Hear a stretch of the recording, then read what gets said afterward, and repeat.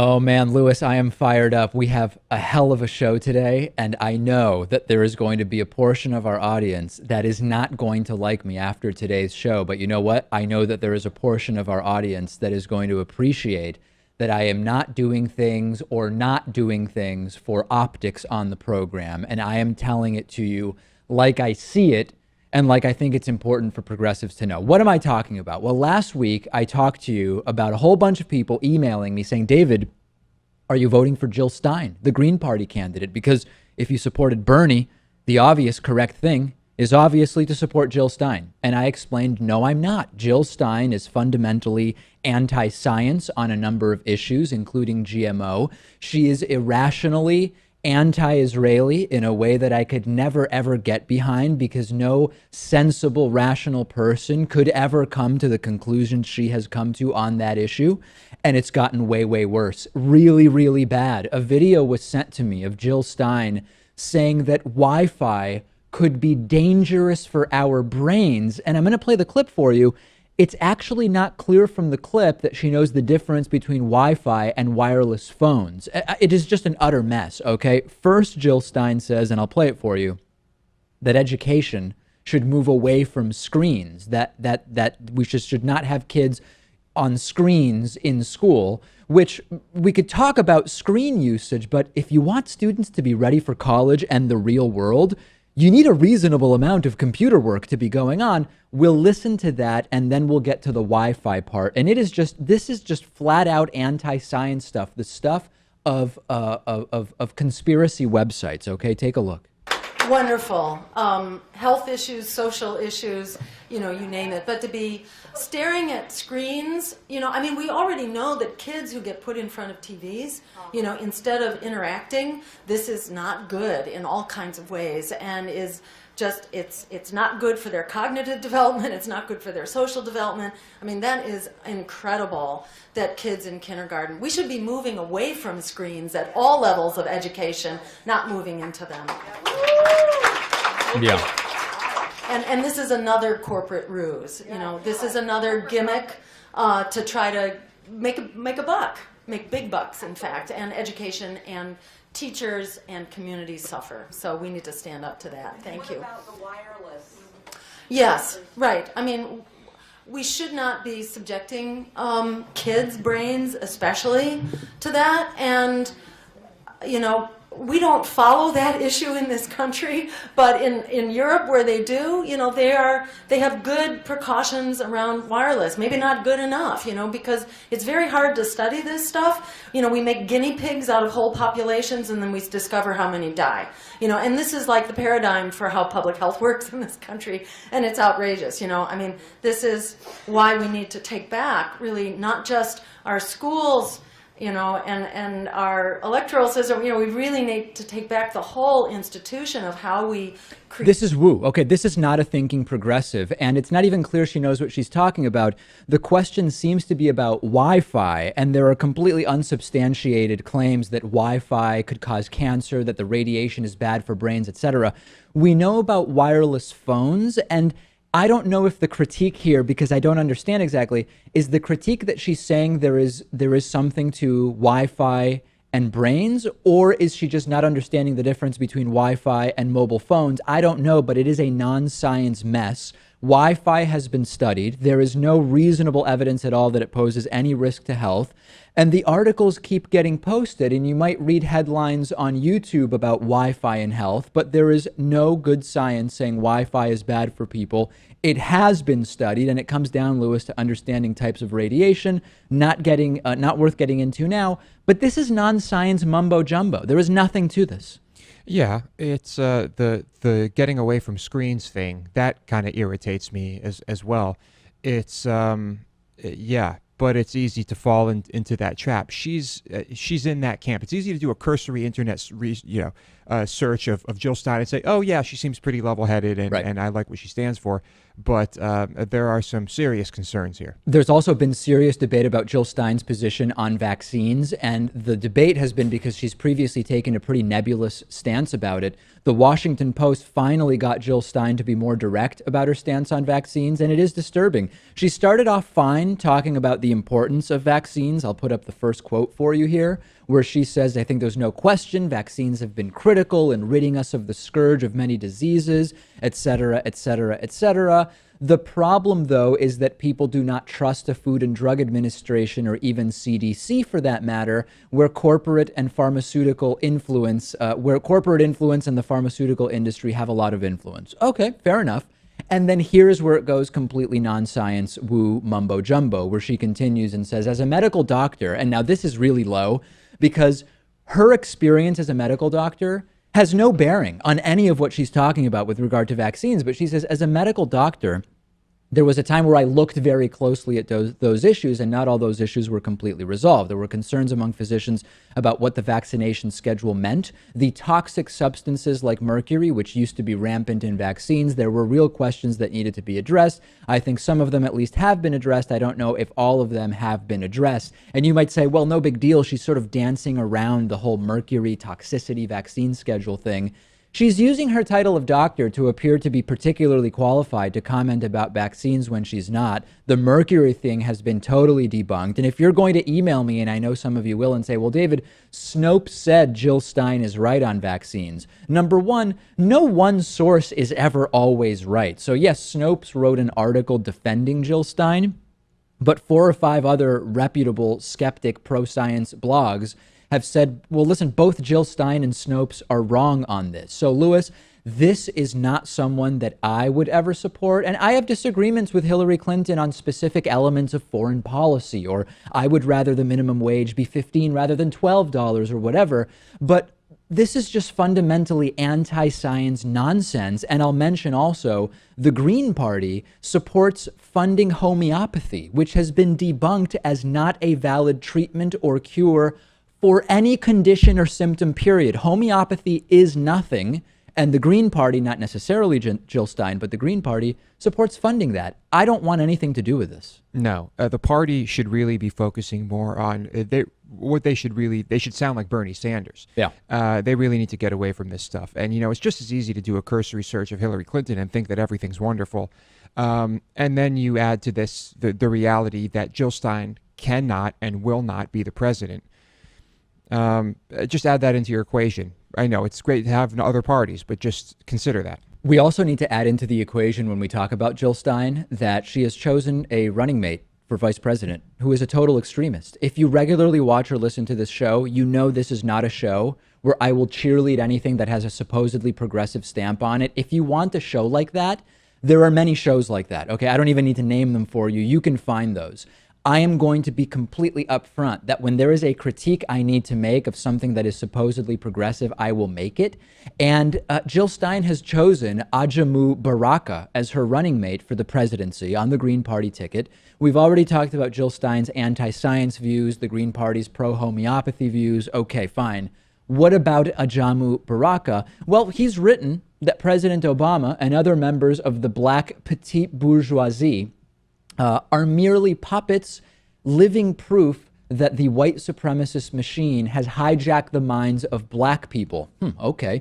Also wrote an article on his blog titled Paris Attacks and the White Lives Matter Movement, where he argues that France, Belgium, and other nations that have been affected by terrorism effectively got what they deserved, saying while the victims of the violence in Paris may have been innocent, France was not, he wrote, because the crimes committed against Arabs, Muslims, and Africans and the horrors of colonialism and the concerted effort by the French and U.S. authorities to fund extremist groups in the Middle East are to blame for the woes of Western societies. According to Baraka, the Sanders campaign didn't offer a genuine program for radical change. I mean, we're talking about free education, government-provided health care. That apparently was not radical enough because it was tacitly committed to Eurocentrism and, as he says, the Bernie Sanders campaign normalized white supremacy. He's written on his blog that Syrian leader Bashar al-Assad isn't a bad guy who was, after all, reelected by big margins, and that he is not engaged in any war crimes against his people, demonstrably untrue. He went on Kevin Barrett's Truth Jihad podcast, which is basically a 9/11 truther podcast, and said that some recent airline crashes were false flags, that the Democratic Party is white supremacist, And he is also saying that the U.S. is intentionally supporting ISIS. Now, we've talked about how weapons get to groups that the U.S. claims to oppose, but to flat out say the U.S. is flat out supporting ISIS is a bit further than most rational, clear thinkers are willing to go. If this is the liberal hero of the supposedly miraculous Green Party, Lewis, I want nothing to do with it. This is an extremist. You would never think that he would be part of the Green Party in any way. Right. If you just, read what he was about. Unbelievable. Maybe he was just picked because Jill Stein knows she's not going to win, but this is someone who maybe could get her more votes that she might not otherwise have. Okay. Who does this guy really appeal to? That's what I'm trying to figure out. Anybody who truly analyzes what this individual has written and said and identifies as a progressive, there's a fundamental clash there. I don't know how you could say, I am a true progressive, and after reading what Ajamu Baraka has read and said over time, that's who I want to support. I don't get it. So you all know I voted for Bernie Sanders, and you all know very clearly that I am not supporting the Stein Baraka ticket in November. Bring on the hate. Tell me where I am wrong. We will take a break. Yesterday, a really big deal was made about a, quote, major Donald Trump economic policy speech. Now, I was shocked because basically every Trump speech is him reading polling numbers, insulting people, and using words like tremendous and terrific over and over again. But no, this was billed as a major economic policy speech. Sadly, it was just a disjointed combination of myths, lies, and bogus ideas. Let's go through a few of them, and I'll put a list up for those of you that are watching along with me. To begin with, Trump started with the normal labor force participation conspiracies, suggesting that the unemployment rate is actually somewhere between 21 and 42%. We've debunked this many, many times. He's including retired people in there. He's including junior and senior high school students who are not working. He's including parents who are choosing to stay at home. He's including people who opt to work part-time. That's a totally debunked conspiracy theory. Trump also claimed that former Secretary of State Hillary Clinton has proposed, quote, one of the biggest ever tax increases, which he said would target middle-class Americans. Actually, Hillary Clinton hasn't proposed that. I wish I had more to debunk that, but she just hasn't proposed that. Trump also promised that he would repeal, quote, disastrous Obamacare, saving another 2 million American jobs. Well, that's a common Obamacare myth. Obamacare is not going to be repealed. Obamacare has not killed jobs. We are in the middle of one of the biggest private sector job growth periods on record for decades. So that is absolutely bogus. Donald Trump also claimed that the U.S. has the highest business tax rate among the major industrialized nations of the world at 35%, which he would slash to no more than 15%. Well, it turns out that the effective tax rate is already 12.6%. It is true that on paper, the top marginal corporate tax rate for the biggest businesses is 35%. But you know, and I know, and Lewis knows, and most of the people listening know, very few businesses actually pay that. If you consider tax credits, other mechanisms, offshoring, et cetera, 12.6% is actually the effective tax rate paid. That's not high at all. Trump also saying Hillary would tax some small businesses by as much as nearly 50%. Nothing in her plan says that she would do that. Trump also saying he would eliminate the death tax, aka the estate tax. You might not know this, Lewis, but the estate tax already exempts estates up to $5 million. There are fewer than 1 in 500 Americans who even are subject to that tax because 499 out of 500 Americans don't have estates that are $5 million. Trump would increase that exemption to $10.9 million. Real fighter for the middle class, huh? And lastly, he would put a moratorium on all new government regulations. I mean, that's just ridiculous, Lewis. If there are regulations that are needed, regulations are needed. Saying you are just going to not do any regulation is bogus. Absolutely nothing here coherent or based in fact. The funniest one is moratorium on government regulations. Right. How It's does like, what does that what- mean? Yeah, I mean, what all of a sudden, when drones are flying through the air, okay, no regulations. Even though we have this new thing happening, we'll just let the chaos ensue. Yeah, absolutely no changes at all. The government will not get involved in anything, period. Now, if you knew about Trump's so-called economic team, you probably wouldn't be surprised that it's essentially gibberish that came out of this, quote, major economic speech. Trump's so-called economic advisors are basically a microcosm of his campaign. His 13-person economic advisory team is all male and has very few economists. So as usual, it's yet another boys' club with no experts on the subject matter, representative of the broader problems in Trump's campaign. And chances are they are incompetent, because that also seems to be a theme throughout his with his campaign staff. Everything is opposite with Donald Trump. One of his big sales pitches about himself is, I'm going to put the best people around me. When I don't know, I will put the best people around me. And then he comes up with spokespeople Healy Baumgardner and Katrina Pearson, who say they don't actually speak on behalf of Donald Trump.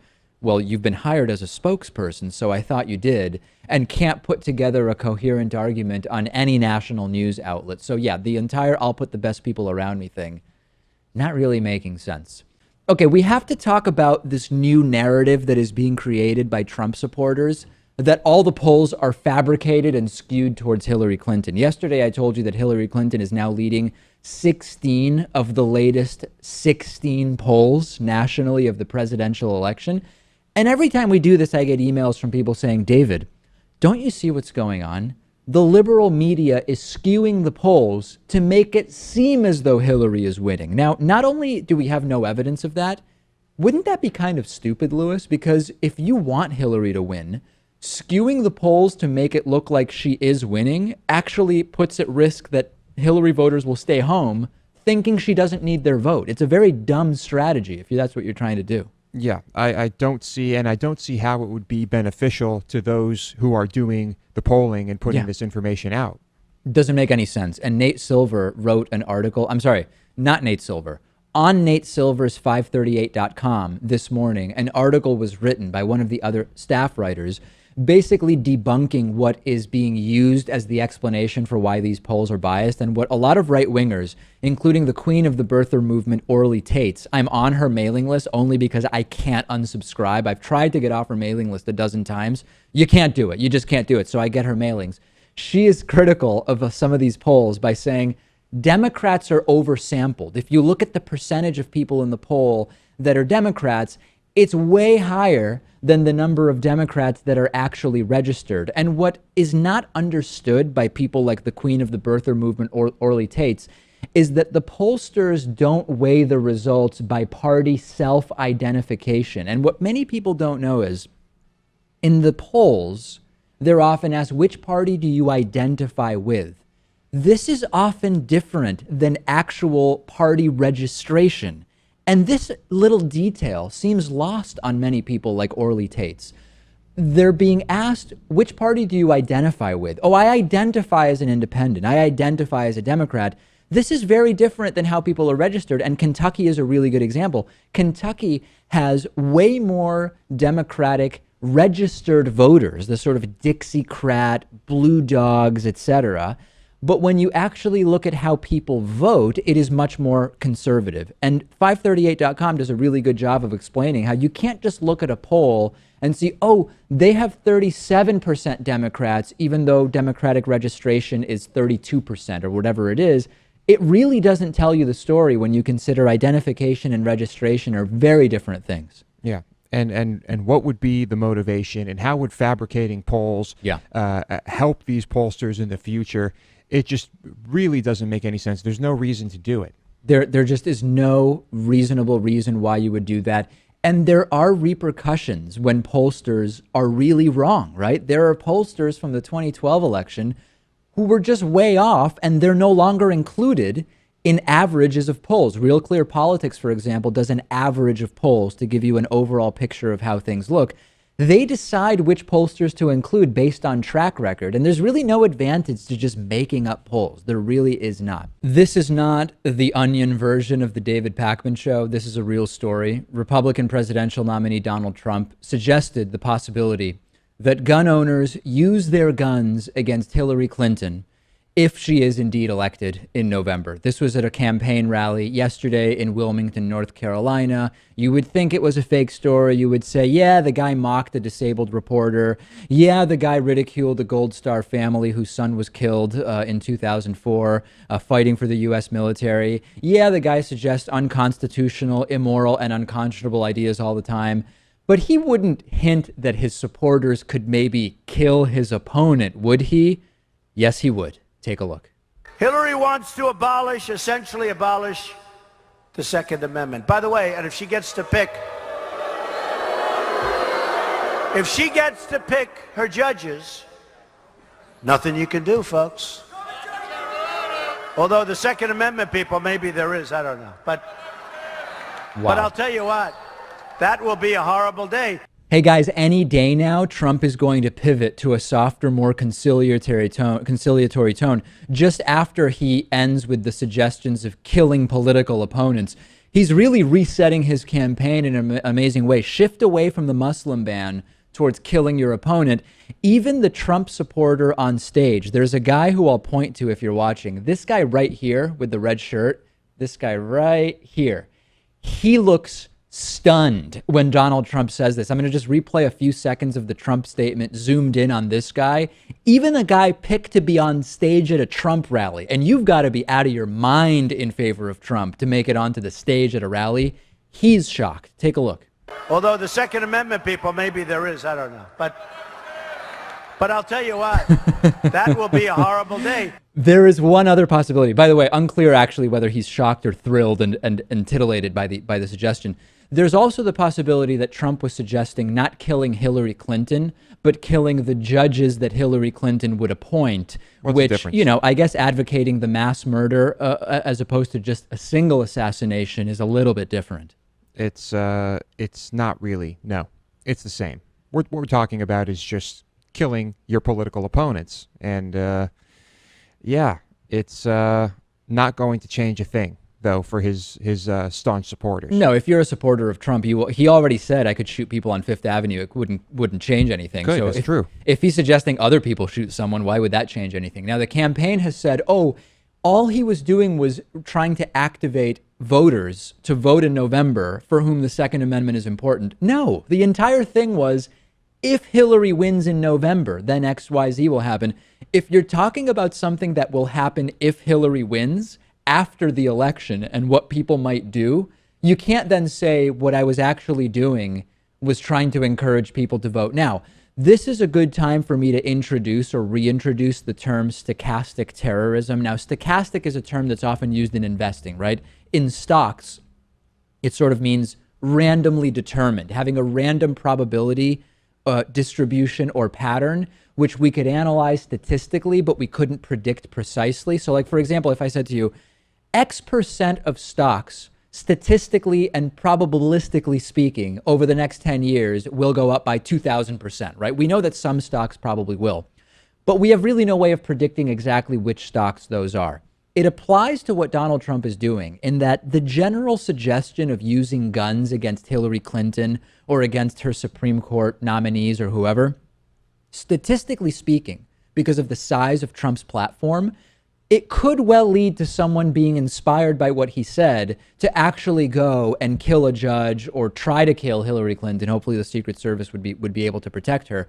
But it's completely unpredictable who it would be. But once you get to large enough numbers, these are not words that have no meaning. And that's how the term stochastic terrorism applies here, Lewis. We know that Trump's rhetoric months ago, the semi-toned down rhetoric back then was enough to lead people to beating up black people at Trump rallies. Yeah. So imagine what this type of rhetoric can do. I wasn't imagining that within 2 weeks, those horrible comments about Gold Star Dad, Khazar Khan, and deceased Army Captain Humayun Khan would seem relatively innocuous, as offensive as they were. But we kind of have to hand it to Trump, Lewis. he's come up with something so much more outrageous that the entire con scandal seems relatively tame compared to the implicit suggestion that you kill his opponent. He steps it up every week. Every week he says something more outrageous than the week before. And I'm wondering where he hits the wall. Right. Where does this end? Are supporters ready to stop saying, well, Trump didn't really mean it? When he says ban Muslims, he's just kind of saying it. It's not really anything that will have an impact. What's Paul Ryan going to say now? While I don't agree with Trump suggesting his supporters assassinate Hillary Clinton, I still support him and our party as the Republican nominee. This is a campaign in chaos. And imagine being Secret Service. You're paid to protect both candidates, and one is making comments that could endanger the other. It is a very, very weird time to be following politics, and we will talk to Bill Scher about it a little bit later. Let's talk about a story involving WikiLeaks and Julian Assange. On July 8th, just over a month ago, 27-year-old Democratic staffer Seth Rich was murdered in Washington, D.C. Now, it was initially described as an attempted robbery gone wrong, but some disagree with that because the killer or killers left behind Rich's wallet, his watch, and his phone. And if the goal was to rob him, you would think that after killing him, they would have at least taken his stuff, although maybe not if they left in some kind of panic. Seth Rich's father said to reporters, if it was a robbery, it failed because he still has his watch, his money, and his credit cards. Julian Assange did an interview yesterday with Swedish television, suggesting, implying that Seth Rich was, now I want to be careful here, maybe a WikiLeaks informant or the WikiLeaks informant around the leaked DNC emails, not Russia. I will play the video for you, and people are coming away with basically one impression, which is honestly or dishonestly, because it's true or because of some kind of message that Julian Assange wants to put in the media discussion.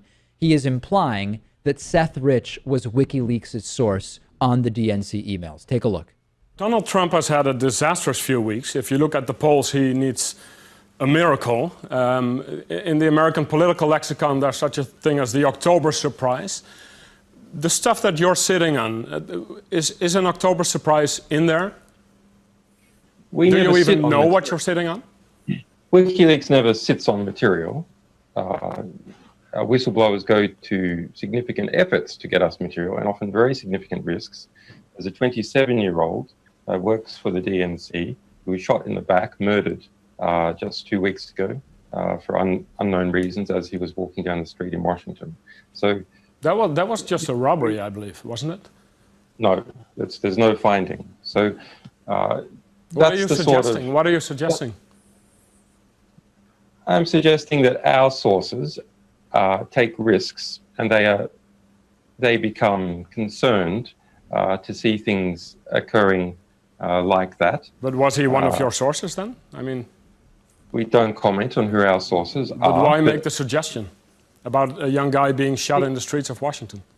Because we have to understand how high the stakes are in the United States. Shortly after this interview, WikiLeaks announced that they were offering a $20,000 reward for information leading to a conviction in the killing of Seth Rich.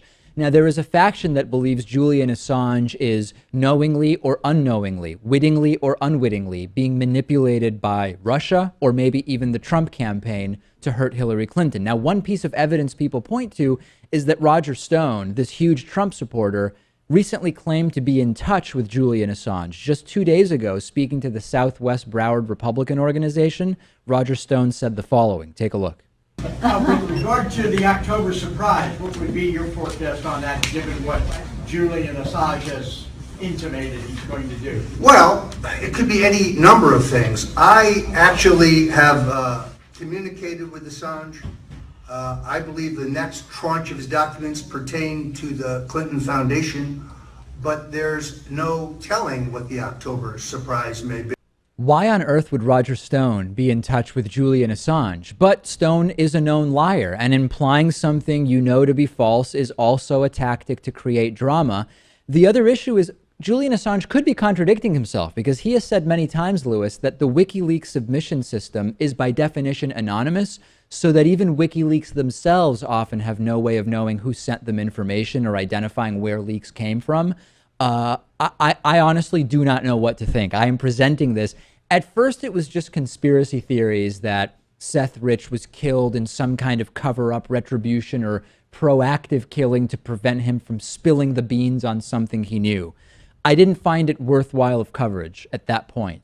Now that Julian Assange is saying this, it changes the dynamic of the story drastically. I'm kind of thinking that this is not a connection he would draw if he didn't at least believe that there was some connection there. Even if he doesn't necessarily know. Right. He doesn't seem like the type of guy to just drop something like that, knowing that it's false, or not having any other information, or just throwing it out there because it's salacious. But I could be wrong. I really don't know if he is indeed throwing this out there to create drama, or because it is salacious, or to get attention, which I agree doesn't particularly strike me like Julian Assange's MO. It would be hugely irresponsible and unethical. We will follow this and we will see where it ultimately goes. Let's take a quick break. Plenty more after this. Okay, Donald Trump is not stopping the continued, I don't know, penchant for, obsession with, making completely ridiculous and baseless comments. And the latest, after, I guess, attempting to reset his campaign by suggesting his supporters kill Hillary Clinton, his latest accusation is that President Barack Obama is actually the founder of ISIS. Now, I know, Lewis, you didn't know that. I didn't know that. Many in our audience would be surprised to hear, wait a second, Obama founded ISIS? But that is exactly what Donald Trump said last night at another one of these completely laughable rallies, where he shows up looking a very strange shade of orange with bizarre notes and just making statements that don't make sense. Let's take a look at the video. To say, ISIS is honoring President Obama. He is the founder of ISIS. He's the founder of ISIS. Yeah. Okay? He's the founder. He founded ISIS. And I would say the co-founder would be crooked Hillary Clinton. Right. That immediately was met with chants of lock her up by the crowd. Did you notice, Lewis, that you can actually see in the picture that's over my shoulder, this is not a lot of people here. And of course, people on stage are pretty carefully selected. Right here, you will notice a black woman. And right here, you will notice a black man. As we know, Trump polling 0% among black people statistically in some states like Ohio. Talk about pandering, huh? Well, I can tell you he doesn't look happy to be there. You can clearly see his facial expression, and he probably thought, I'll just get paid to do this because no one else will, and I'll sit here and I'll deal with this and listen to Trump. No actual evidence, though, that the people on stage were being paid. Lewis is being facetious. We don't want to be accused, Lewis, of suggesting those people were paid. They may well have been, right, but we just have no evidence to support that. I'm just assuming that he was paid to be there.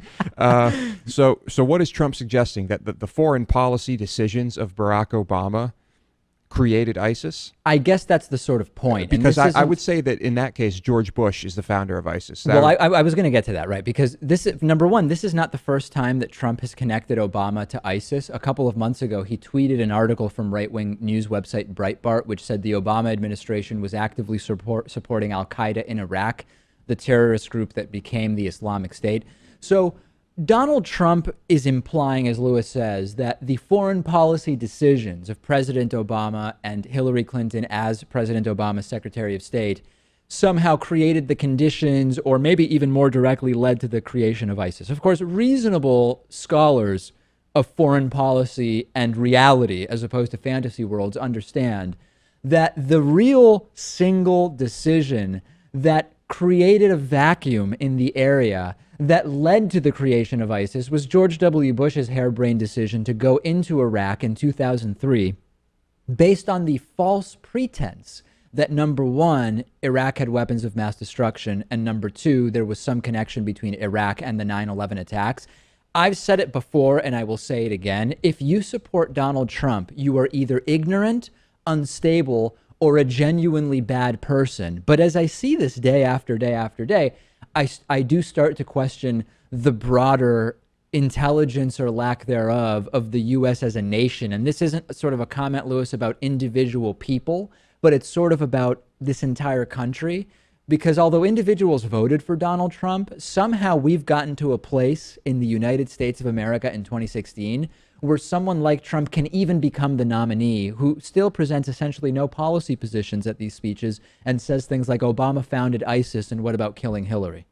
Yeah, you look at his supporters, and I think we all know that most countries, all countries, are full of racist people. That's never going to change. No. Just appealing to xenophobic people is pretty easy to do.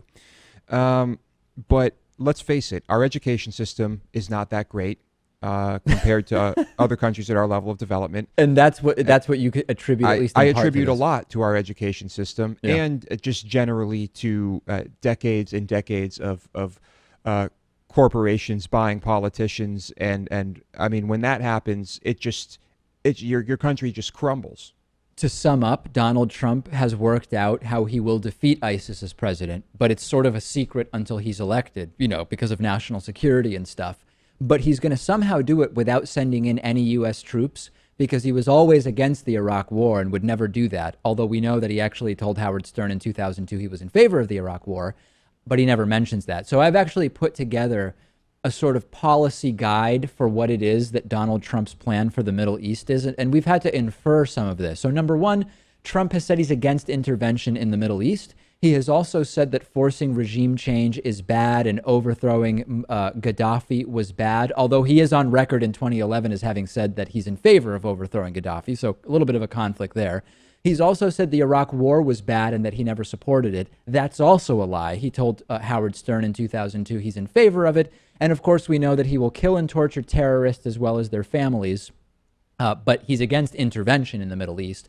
And lastly, according to Joe Scarborough, based on a conversation he had with someone who was in the room with Trump during a foreign policy briefing, Trump is not quite clear on why we can't just use nuclear weapons to solve all of these problems to begin with. So I can't make heads or tails out of it, Lewis, is where I come away.